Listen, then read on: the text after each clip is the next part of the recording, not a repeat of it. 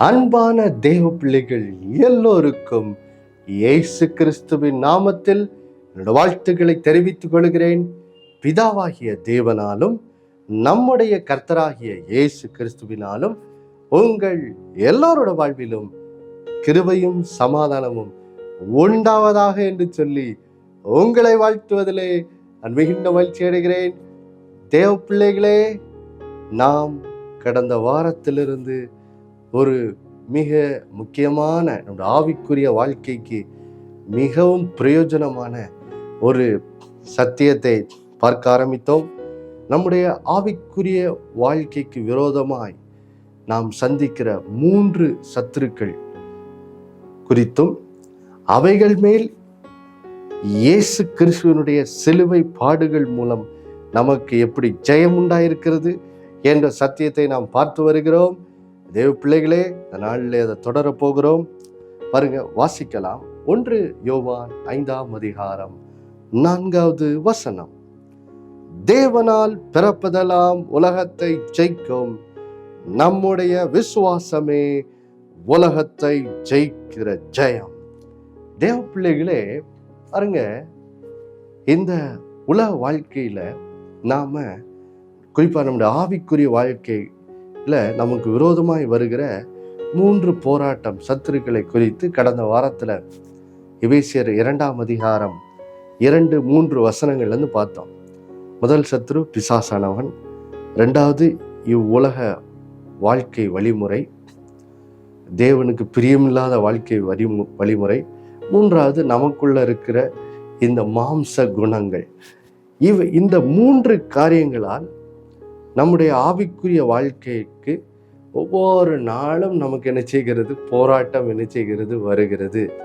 அப்போ பாருங்கள் தேவ பிள்ளைகளே, நாம் இந்த 3 காரியங்கள் மேலும் இயேசுவினுடைய சிலுவையின் மூலம் நமக்கு ஜெயம் உண்டாயிருக்கிறது என்ற நல்ல செய்தியை தான் கடந்த வாரத்திலையும் வாசித்த வசனங்களை பார்த்து இந்த வசனத்திலையும் பார்க்கிறோம். பாருங்க, தேவனால் பிறப்பதெல்லாம் உலகத்தை ஜெயிக்கும், தேவனால் பிறப்பதெல்லாம் பிசாசை ஜெயிப்பார்கள். தேவனால் பிறக்கிறவர்கள் எல்லாமே உலக தேவனுக்கு பிரியமில்லாத வாழ்க்கை வழிமுறைகளை ஜெயிக்கிறவர்களாக இருக்கிறார்கள், மாம்ச குணங்களை ஜெயிக்கிறவர்களாக இருக்கிறார்கள். எப்படி? நம்முடைய விசுவாசமே இயேசு கிறிஸ்துவே ஆண்டவர் என்று சொல்லுகிற அவர் எனக்காக சிலுவையிலே என் பாவங்களுக்காய் மறித்து அடக்கம் பண்ணப்பட்டு 3ஆம் நாள் உயிரோடு எழுந்தார். இப்பொழுது பிதாவின் வலது பார்சத்திலே அவர் சிங்காசனத்திலே ராஜாதி ராஜாவாய் விற்றிருக்கிறார். இப்பொழுது நானும் கிறிஸ்துவுக்குள்ளாக இருக்கிறேன் என்ற என் விசுவாசமே உலகத்தை ஜெயிக்கிற ஜெயமாயிருக்கிறது. அல்லேலூயா, ஆமென். அப்போ பாருங்கள் தேவ பிள்ளைகளே, கடந்த வாரத்துல நம்ம சந்திக்கிற 3 அந்த போராட்டங்கள், 3 ஆவிக்குரிய வாழ்க்கைக்கு விரோதமாக வருகிற 3 சத்துருக்களை பார்த்துட்டோம். இந்த பிசாசானவன், இவ்வுலக வாழ்க்கை வழிமுறை, மாம்ச குணங்கள், 3ம் நம்முடைய ஆவிக்குரிய வாழ்க்கைக்கு விரோதமாக எப்படி செயல்படுகிறது என்பதை முதலாவது இந்த நிகழ்ச்சியில நம்ம என்ன செய்ய போறோம் பார்த்து விட்டு பின்பு நம்ம இயேசுவின் சிலுவையின் மூலம் எப்படி நமக்கு இவைகள் 3ன் மேலும் நமக்கு எப்படி ஜெயம் உண்டாயிருக்கிறது என்பதை ஒவ்வொன்றாக தனித்தனியாக என்ன செய்ய போகிறோம் பார்க்க போகிறோம். இப்போ பாருங்கள் தேவ பிள்ளைகளே, நாம் முதலாவது ஆதியாகமம் 3ஆம் அதிகாரத்துக்கு திருப்பிக் கொள்வோம். பாருங்க, அதில் இப்போ 1வது வசனத்தை நான் வாசிக்கிறேன். தேவனாகிய கர்த்தர் உண்டாக்கின சகல காட்டு ஜீவன்களை பார்க்கிலும் சர்ப்பமானது தந்திரமுள்ளதாய் இருந்தது. அது ஸ்திரியை நோக்கி, நீங்கள் தோட்டத்தில் உள்ள சகல விருட்சங்களின் கனியையும் பொசிக்க வேண்டாம் என்று தேவன் சொன்னது உண்டோ என்றது.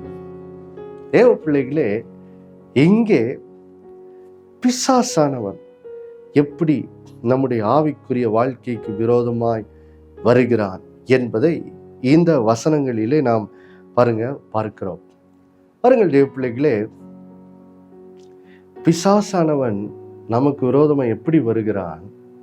அவன் பாருங்க, தேவனை குறித்தும், அதாவது அவருடைய குணாதிசயத்தை குறித்தும், அவருடைய வார்த்தையை குறித்தும் என்ன செய்கிறான்? நம்மளோட மனதில் முதல்ல சந்தேகத்தை உண்டு பண்ணுறான். சந்தேகத்தை உண்டு பண்ணி பாருங்க, அடுத்தது நாம் ஆதியாகமம் 3ஆம் அதிகாரம் 3-5 வாசிக்கும் போது அங்கே பிசாசானவன் என்ன பண்றான் பாருங்க, தேவனுடைய வார்த்தையை குறித்த அவிசுவாசத்தை என்ன செய்கிறான்? விதைக்கிறான். அப்போ இந்த சந்தேகம், அவிசுவாசம், இது ரெண்டும் ஒருவருடைய இருதயத்துக்குள்ளே வரும்போது என்ன ஆகுது? அங்கே என்ன செய்கிறது பாருங்க, அந்த மனிதன் பாவத்துக்குள்ள என்ன செய்தறான்? விழுந்துடுறான். பாவத்துக்குள்ள என்ன செய்தறான்? விழுந்துறான். தேவனுக்கு பிரியமில்லாத, தேவன் செய்யக்கூடாது என்று சொன்ன காரியத்தை அங்கே என்ன செய்தறான்? செய்து விடுகிறான், ஆதாம் ஏவாளை போல. அப்போ பாருங்க, எப்போ அந்த மனிதன் பாவத்துக்குள்ள விழுறானோ, பிசாசு அடுத்த யூஸ் பண்ற ஆயுதம் என்னவென்றால், ஆதியாகமம் 3ஆம் அதிகாரம் 7 வாசிக்கும் போது அங்கே வெட்க உணர்வு ஆதாமுக்கு ஏவாளுக்கு உண்டாகிறது பார்க்கிறோம். அப்போ பாருங்க, ஃபர்ஸ்ட் தேவனை விட்டு நம்மை பிரிப்பதற்கு இருதயத்துக்குள்ளே சந்தேகத்தையும், அடுத்தது அவிசுவாசத்தையும் உண்டு பண்ணி தேவனை விட்டு பிரிக்கும்படி, பாவத்துக்குள்ளே விழும்படி அவன் இப்படியாக நமக்குள்ளே கிரியை செய்கிறான். பாவத்துக்குள்ள விழுந்த உடனே என்ன ஆயிடுது? அடுத்தது பார்த்தீங்கன்னா வெட்க உணர்வு என்ன செய்யுது? வெட்கம் நம்மை நிரப்பி விடுகிறது. வெட்கம் நிரப்பினவுடன் அடுத்தது பார்த்தீங்கன்னா இப்போ என்ன ஆயிடுது? குற்ற உணர்வு இருதயத்தை என்ன செய்யுது? நிரப்ப ஆரம்பிச்சிருது. ஐயோ, இப்படிப்பட்ட தப்பு செய்யிட்டேனே அப்படின்னு சொல்லி குற்ற உணர்வு என்ன செய்யுது? மனசாட்சியை குத்த ஆரம்பிச்சிருது. குத்த ஆரம்பிச்ச உடனே என்ன நடக்குது பாருங்க. இப்போ கடைசியா ஆதியாகமம் 3ஆம் அதிகாரம் பாருங்க 9-10 வாசிக்கிறேன் பாருங்க. அப்பொழுது தேவனாகிய கர்த்தர் ஆதாமை கூப்பிட்டு, நீ எங்கே இருக்கிறாய் என்றார். அதற்கு அவன், நான் தேவரீருடைய சத்தத்தை தோட்டத்தில் கேட்டு நான் நிர்வாணமாயிருப்பதனால் பயந்து ஒளிந்து கொண்டேன் என்றான். அப்ப பாருங்க தேவ பிள்ளைகளே, பிசாசு எப்படி நமக்கு விரோதமா வர்றான் பாருங்க. இந்த ஆதியாகமம் 3-10 தான் சத்துருவாகிய பிசாசானவன் நமக்கு விரோதமா எப்படி வருகிறான் என்பதை பார்க்கிறோம். முதல்ல தேவன் மேலும் அவருடைய வார்த்தையின் மேலும், குறிப்பா தேவனோட குணாதிசயத்தின் மேலும் அவருடைய வார்த்தையின் மேலும் சந்தேகத்தையும், அடுத்தது அவிசுவாசத்தையும் உண்டு பண்ணுகிறான். உண்டு பண்ணி ஆதாம் ஏவாளை போல பாவத்துக்குள்ள விழ பண்ணி, அடுத்தது அதன் மூலம் வெட்கத்தையும் குற்ற உணர்வையும் என்ன செய்கிறான்? உண்டு பண்றான். உண்டு பண்ணி முடிவிலே பார்த்தீங்கன்னா இப்போ ஆதியாகமம் 3-9-10 பார்க்கிறோம். இங்க ஆதாம் சொல்லுகிறான், நான் பயந்து ஒளிந்து கொண்டேன். இப்போ பாருங்க, இந்த வெட்க உணர்வு, குற்ற உணர்வு வந்த உடனே இப்போ மனுஷனுடைய இருதயத்துக்குள்ளே பயம் என்ன செய்து விடுகிறது? அவனுடைய இருதயத்தை நிரப்பி விடுகிறது. இந்த பயத்தின் மூலமாக பாருங்க, கடைசியில ஆண்டவரோட்டே முற்றிலுமா என்ன செய்யறான்? ஓட பண்ணி, இப்படிதான் பாருங்க சத்ருவானவன் நமக்கு விரோதமாய் முதலாவது என்ன செய்கிறான்? கிரியை செய்கிறான். பிசாசானவன் இப்படி கிரியை செய்கிறான். அப்போ பாருங்க, பிசாசு நம்முடைய ஆவிக்குரிய வாழ்க்கைக்கு விரோதமா எப்படி வருகிறான்? முதல்ல தேவனை குறித்தும் குறிப்பாக அவருடைய குணாதிசயம், அவருடைய வார்த்தை குறித்து சந்தேகத்தை உண்டு பண்றான். அடுத்தது அதன் பேரில் ஒரு அவிசுவாசம். அவிசுவாசம் என்றால் என்ன அர்த்தம்? தேவன் என்ன சொல்லியிருக்கிறாரோ அது உண்மையல்ல அப்படின்னு சொல்லி ஒரு எண்ணத்தை இருதயத்துக்குள்ள உண்டாக்கி விடுகிறான். உண்டாக்கினோடனே தேவன் சொன்னதெல்லாம் அதெல்லாம் உண்மை இல்லை, அப்படிலாம் தேவன் அந்த பழத்தை சாப்பிட்டா சாவாயின்னு சொன்னார், ஆனால் அது அப்படிலாம் இல்லை, அதெல்லாம் சாக மாட்டோம் அப்படிங்கிற ஒரு எண்ணத்தை இருதயத்துக்குள்ள போட்டு இப்போ தேவன் பேரில் அவிசுவாசத்தை உண்டு பண்ணிடுறான். உண்டு பண்ணோடனே இப்போ நம்ம என்ன ஆயிடுறோம்? பாவத்துக்குள்ள விழுந்துடுறோம். விழுந்தவுடன் வெட்க உணர்வு, அடுத்தது குற்ற உணர்வு வந்த உடனே பாருங்க, இப்போ பயம் இருதயத்தை நிரப்பி இப்போ தேவனை விட்டு என்ன செய்யறோம்? பின்வாங்க ஆரம்பிச்சிடும். தேவனை விட்டு ஒளிந்து, தேவனை விட்டு தூரமாய் போக ஆரம்பிச்சிடும். இதுதான் பாருங்க, இப்படிதான் பிசாசு முதல்ல நம்முடைய ஆவிக்குரிய வாழ்க்கைக்கு விரோதமா என்ன செய்கிறான்? வருகிறான். இப்போ இப்படியாக பிசாசு நமக்குள்ளே பாருங்க சந்தேகம், அவிசுவாசம், வெட்க உணர்வு, குற்ற உணர்வு, பயத்தெல்லாம் கொண்டு வந்தோடனே இப்போ நம்ம ஆண்டவரை விட்டு என்ன செய்யறோம்? விலக ஆரம்பிச்சிடறோம். பார்த்தீங்களா? விலக ஆரம்பிச்ச உடனே இப்போ என்ன ஆயிடுது? உலகம் நம்ம என்ன செய்யுது, கவர ஆரம்பிச்சிருது. உலகத்தின் ஆசை இச்சைகள் நம்மளை என்ன செய்யுது, இழுக்க ஆரம்பிச்சிருது பாருங்க. அதை தான் இப்போ ஆதியாகமம் 3ஆம் அதிகாரம் பாருங்க 6வது வசனத்தை வாசிக்கிறோம் பாருங்க. ஆதாம் ஏவாள் கர்த்தரை விட்டு விலக ஆண்டவர் பேர்ல சந்தேகம் அவிசுவாசம் வந்த உடனே எப்படி பாருங்க அவங்களுக்கு உலகம் அந்த தேவன் விளக்கின காரியம் எப்படி அவங்களுக்கு ரொம்ப அது அவங்க கண்ணை எப்படி இச்சிக்க ஆரம்பிக்குது பாருங்க. வசனம் சொல்லுது பாருங்க, அப்பொழுது ஸ்திரியானவள் அந்த விருட்சம் புசிப்புக்கு நல்லதும் பார்வைக்கு இன்பமாய் இருக்கிறது என்று கண்டாள்.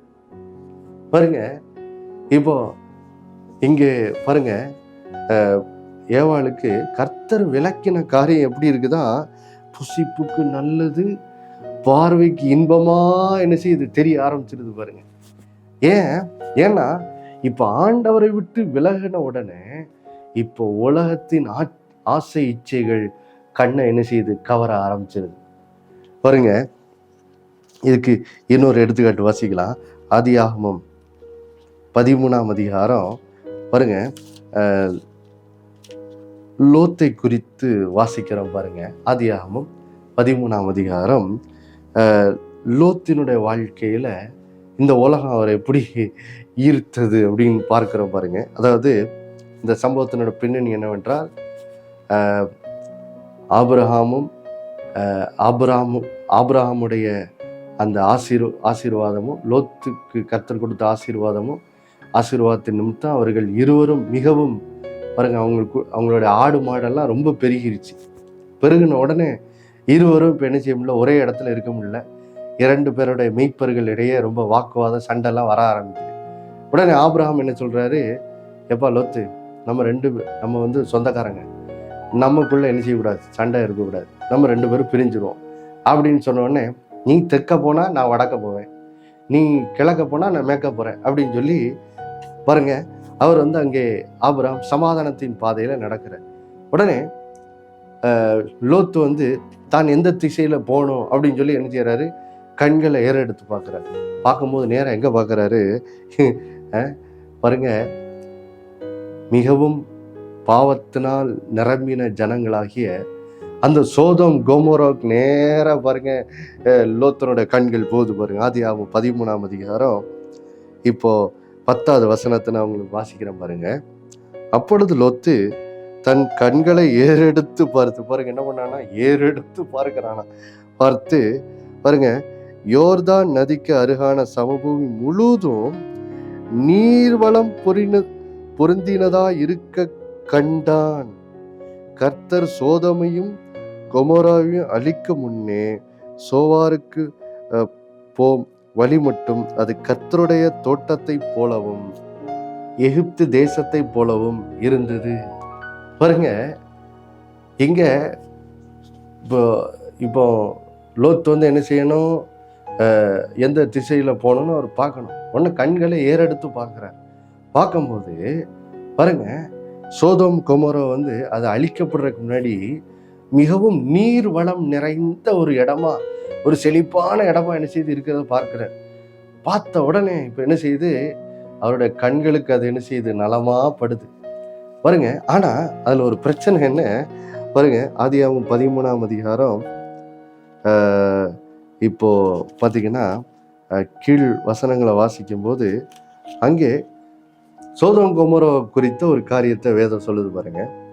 ஆதியாகமம் 13 இப்போ 13வது வசனம், சோதோமின் ஜனங்கள் பொல்லாதவர்களும் கர்த்தருக்கு முன்பாக மகா பாவிகளுமாய் இருந்தார்களாம்.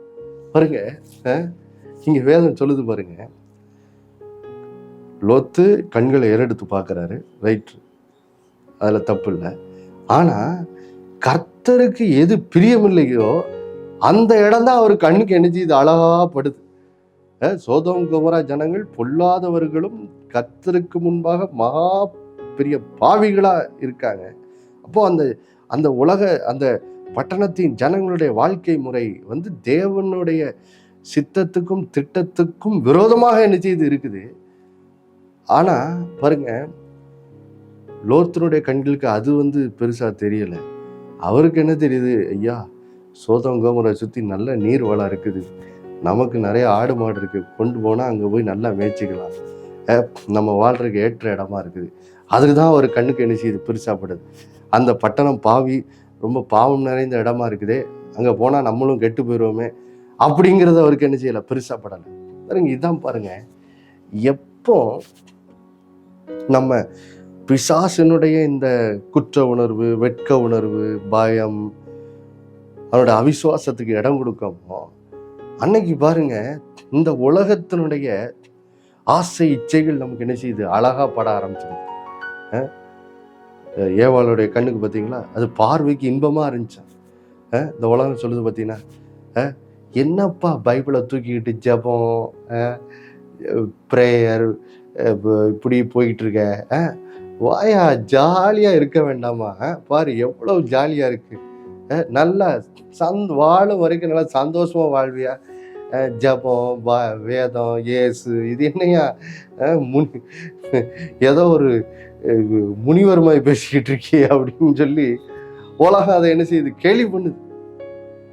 உலகத்தினுடைய அந்த இன்பங்கள் அதை தான் பாருங்க இந்த உலகம் சில நேரம் நமக்கு பெருசா கட்டுது. பாரு நீங்க வந்தா எப்படி ஜாலியா இருக்கலாம் பாரு, நல்லா நல்லா நல்லா ஆட்டம் போடலாம் பாரு அப்படின்னு சொல்லி பாருங்க இந்த உலகம் தன்னுடைய ஆசை இச்சைகளா நம்மளை எப்போ கர்த்தர் பேர்ல நமக்கு அவிசுவாசம், குற்ற உணர்வு, பயம் எப்போ நம்ம இருதயத்தை பிசாசு அதை வச்சு நம்மளை தாக்கி அதுக்கு எப்போ இடம் கொடுக்குமோ அப்போ இந்த உலகத்தினுடைய ஆசை இச்சைகள் என்ன செய்யுது, நம்மளை இழுக்க ஆரம்பிச்சிடுது.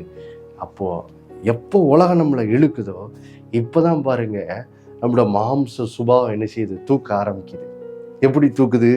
அப்போ பாருங்க, நம்ம இப்போ எதை பார்த்துக்கிட்டு இருக்கோம், ஆவிக்குரிய வாழ்க்கையில நம்ம சந்திக்கிற அந்த 3 சத்துருக்களாய பிசாசு, உலகம், உலக வாழ்க்கை வழிமுறை, மாம்ச குணங்கள், இது எப்படி 3 சேர்ந்து நமக்கு விரோதமா எப்படி வேலை செய்தாதான் பார்த்துட்டு இருக்கோம்ல.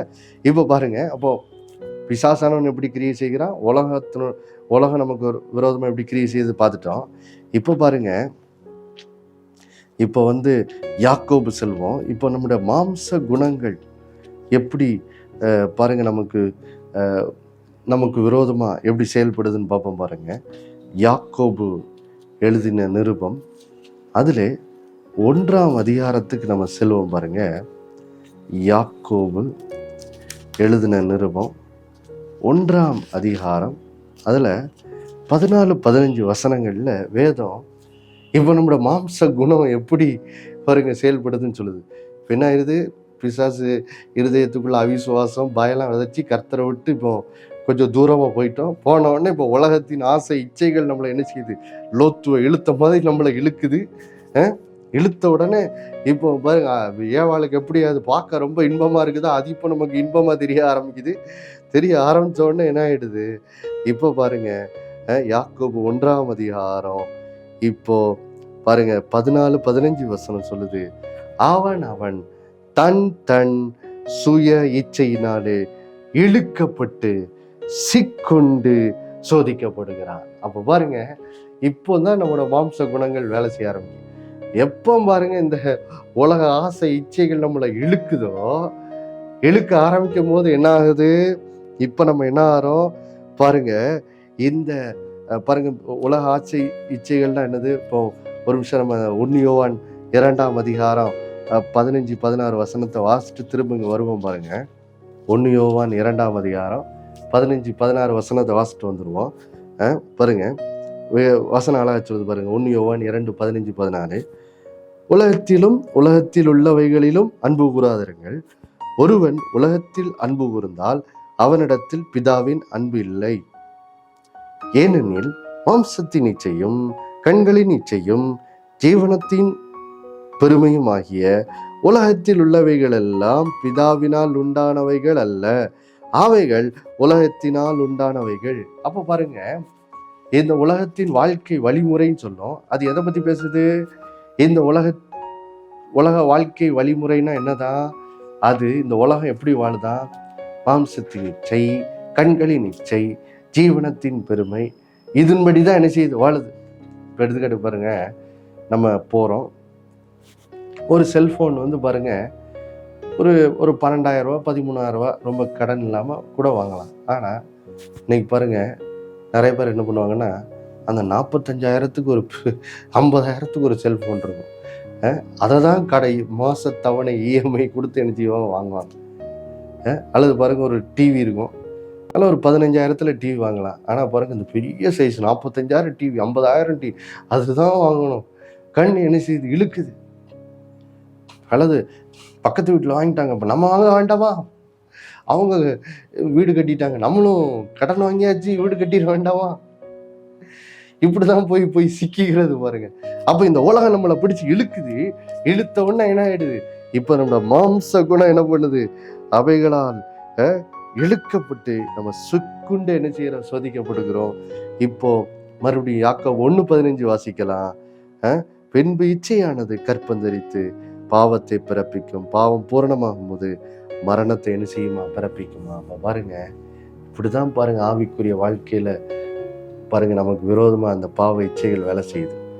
இப்போ மாம்ச குணம் நமக்குள்ள இருக்கிற இந்த ஜென்ம சுபாவம் என்ன செய்யுது, தூக்கி இது இந்த உலகத்தின் இச்சையை பார்த்த உடனே அப்படியே நமக்கு பாருங்க, இந்த ஏவாளை போல லோத்தை போல நமக்கு அது ரொம்ப இதுன்னு ஒன்னே பாருங்க, அதனால இழுக்கப்பட்டு அதுல போய் என்ன செய்யறோம், சிக்கிக்கிறோம். இப்படிதான் அதே 13 வாசிக்கிறோம். லோத்து அங்க போனாரு, அதனால இழுக்கப்பட்டு கடைசியில வேதம் சொல்லுது, சோதோம் கொமோராக்கு முன்னாடி போய் கூடாரம் போட்டாராம். பின்பு பாருங்க, இப்போ 19ஆம் அதிகாரத்தை வாசிக்கும் போது பார்க்கிறோம், அவர் சோதம்குள்ளேயே போய் கூடாரம் போட்டார், சோதம்குள்ளேயே போயிட்டார். போய் கடைசியில பாருங்க, அந்த அந்த பாவ வாழ்க்கை வழிமுறையால அவரோட குடும்பமே என்ன செய்யிட்டு பாழா போயிடுச்சு. அப்போ யோசிச்சு பாருங்க, அதான் சொல்லுது, இச்சையானதை இழுத்து அதுல போய் சிக்கி கொள்ளுகிறோம். பின்பு இச்சையானது கற்பந்தரித்து பாவத்தை பிறப்பிக்குது. அந்த பாவம் பூரணமாகும் போது என்ன, அது மரணத்தை பிறப்பித்து நம் வாழ்க்கையை என்ன செய்து அழிஞ்சு விடுகிறது. இப்படிதான் இந்த பிசாசு, உலகம், மாமிசம், இந்த 3 சத்துருக்களை நமக்கு விரோதமாக இப்படி கிரியை செய்து நம்மை அழிக்கிறது பாருங்க. ஆனால் தேவ பிள்ளைகளே, நல்ல செய்தி என்னவென்றால், மறுபடியுமாய் நாம் ஆரம்பத்தில் வாசித்த வசனத்தை வாசித்து நாம் முடிக்கலாம். 1 யோவான் 5ஆம் அதிகாரம் 4-5 வசனங்களை வாசிக்கிறேன் பாருங்க. தேவனால் பிறப்பதெல்லாம் உலகத்தை ஜெயிக்கும், நம்முடைய விசுவாசமே உலகத்தை ஜெயிக்கிற ஜெயம். இயேசுவானவர் தேவனுடைய குமாரன் என்று விசுவாசிக்கிறவனே அன்றி உலகத்தை ஜெயிக்கிறவன் யார்?